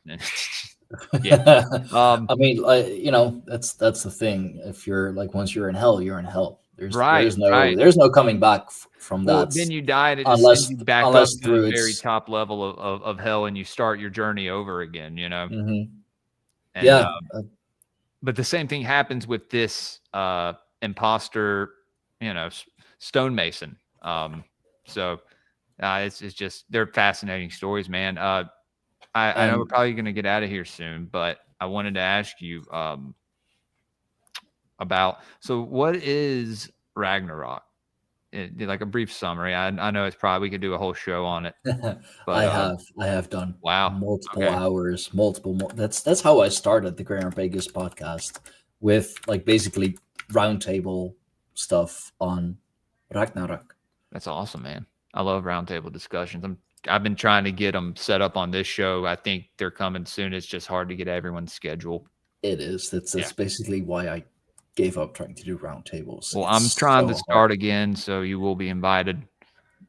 Yeah. and when I can, I will happily join. Yes, sir. Yes, sir. Ragnarok is the end of the world. Basically, it's a foretold series of catastrophic events resulting in the deaths of Odin, Thor, Tyr, Freyr, Heimdall, and Loki.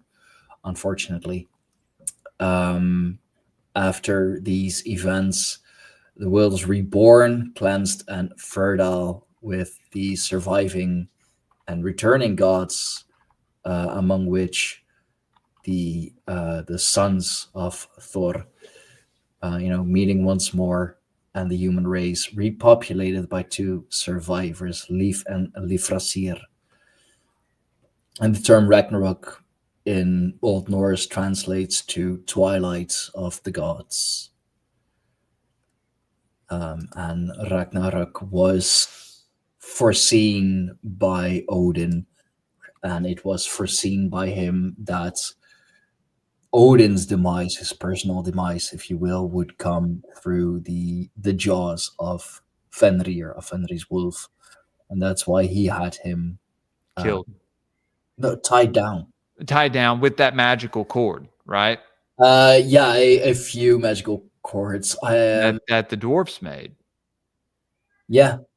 They had forged for him. And from what I had saw, it seemed like the dwarves weren't too happy with them.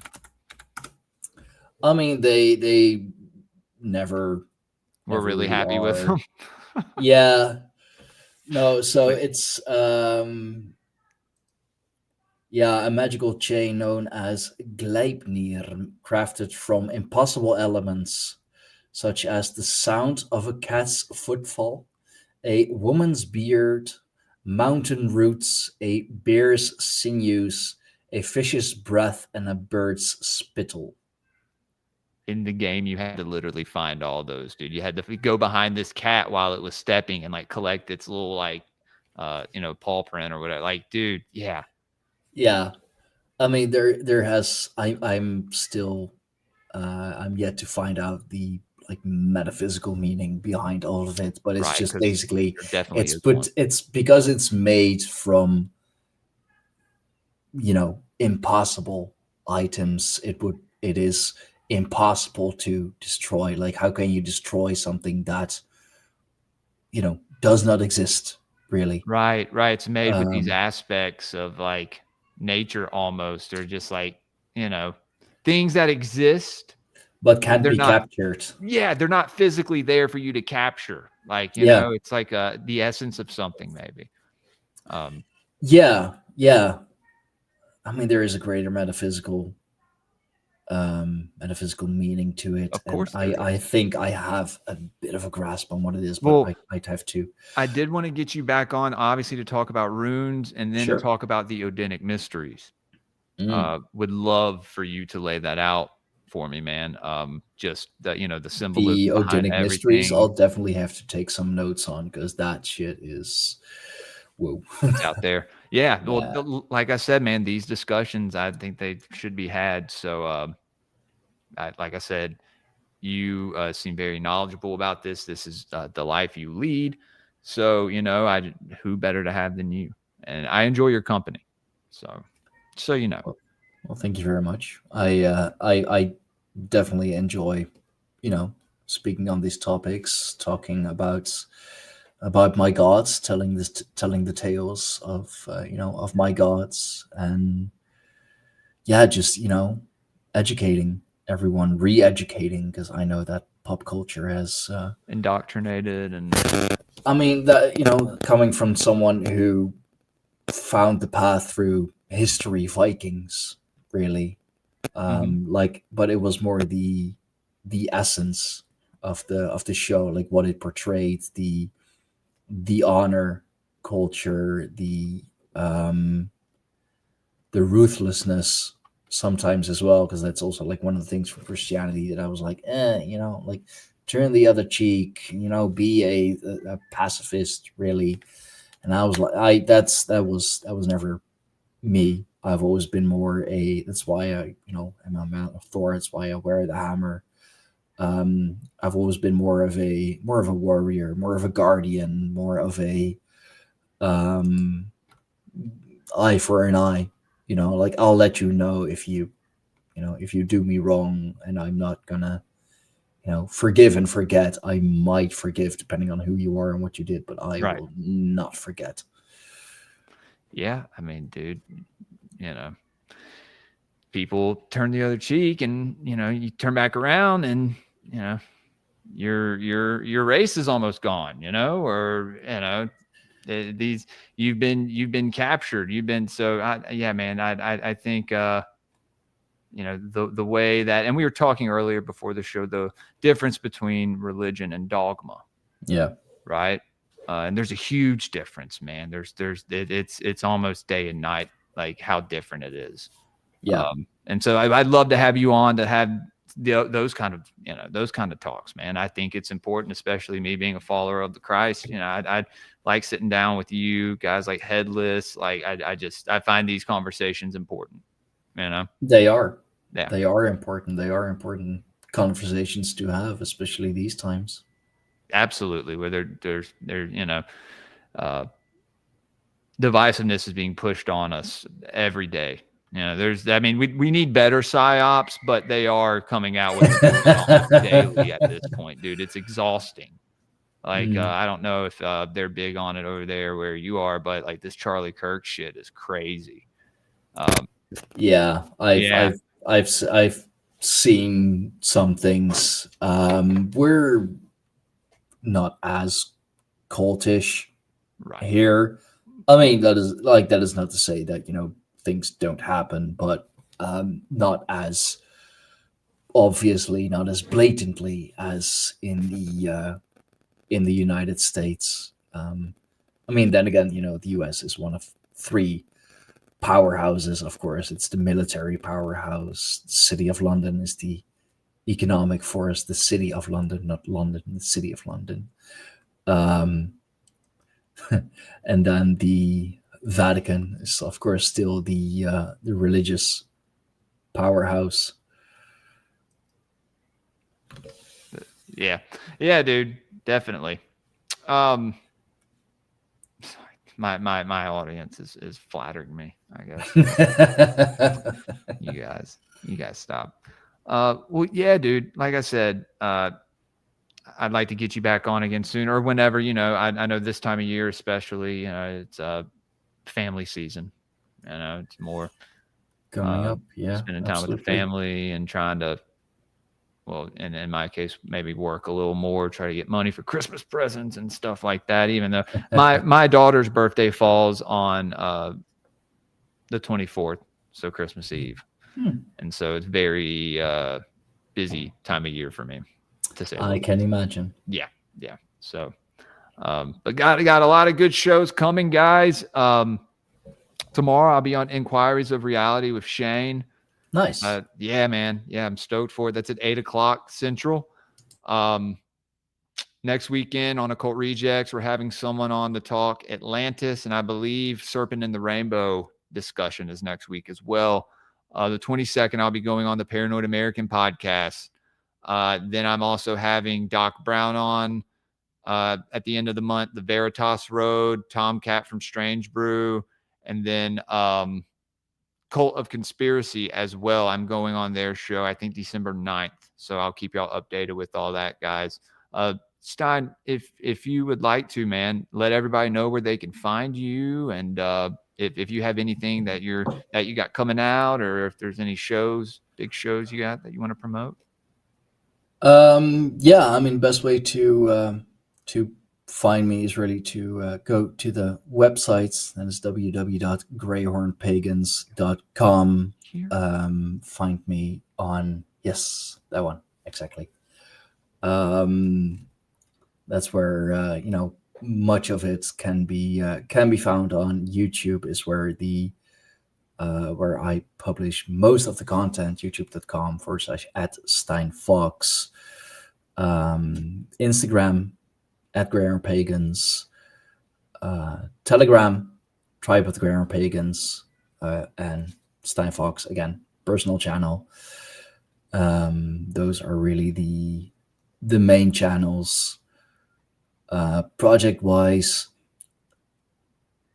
Not that much planned, not that much coming out. I have some I still have some stuff scheduled, I believe, and over the last few weeks some good episodes have come out. One that I'm very very proud on, very excited for. That was really cool. I had the pleasure to talk to forgot his name, but from Keepers of the Words, a Masonic Brotherhood, and they recently celebrated the Feast of King Ragnar. So I had that to Ragnar Lothbrok. Yes, sir. So he was like a real dude. He was he was an actual king. Yes, but seemed like a badass man in Christian Scandinavian times, not pagan Scandinavian times. Right. Yeah, he seemed like a badass. He was. So I had the pleasure of talking to him about the about the if there is a link between Germanic polytheism, Norse paganism, and Freemasonry, and if the lodge would be open to pagans and much more. Talking about the shield wall of brotherhood, shield wall of paganism, of Freemasonry. So that was a really cool episode. Mike, I believe Mike from Keepers of the Word, and just the name alone, very. That's they are on Instagram and on YouTube, and Keepers of the Word, to keep your word, to keep your oath, is so incredibly important in our culture, in our in Germanic paganism. That's why oath breakers are among others are seen as the lowest of the low, and will be sent to Niflheim to be devoured by the dragon Nidhogg. Based. Fuck. Dude. Oh yeah, Stijn, I appreciate you coming on, man. This was a blast. One of the best conversations I've had of late. I love this stuff, and if anyone is a fan of Grey Pilled and y'all been watching since day one, I have been always, man, I really need to get someone to talk about the Odinic mysteries and the Norse pantheons and the stories and mythologies, and I finally found my guy. So yeah, and you're very well liked by my audience in many ways, more ways than one. So I see. Yeah. Yes. Good Lord.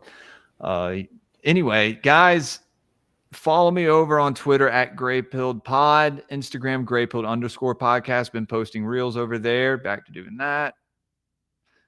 I'm loving it. Got new stickers coming soon, guys. New stickers coming soon. Working on designs. Me and Subliminal have been working on stuff. We new name for our Saturday morning show. It's still esoteric book review, but it's called Gods of the Morning Wood. And since we do it during the morning, and we kind of branded that this morning on the show with Headless, y'all go check out, if you're a patron, especially go check out our esoteric book review from this morning. We picked a few excerpts from the Golden Ass and let Headless Giant read them to us. And it was fantastic. Great discussions. But yeah, y'all go support me over on Rumble, YouTube, Spotify, Apple Podcasts. Be sure to like the stream. If you want to support the show, though, Patreon is the best way. If you're a Rumble person, locals. Also, buy me a coffee, Ko-Fi, powerchat.live, Grey Pilled over there on all those. But yeah, the Patreon, you basically get content that's not released to the public. We may stream the esoteric book reviews live, but they get taken down afterwards. Elohim etymologies are dropped there before they go public.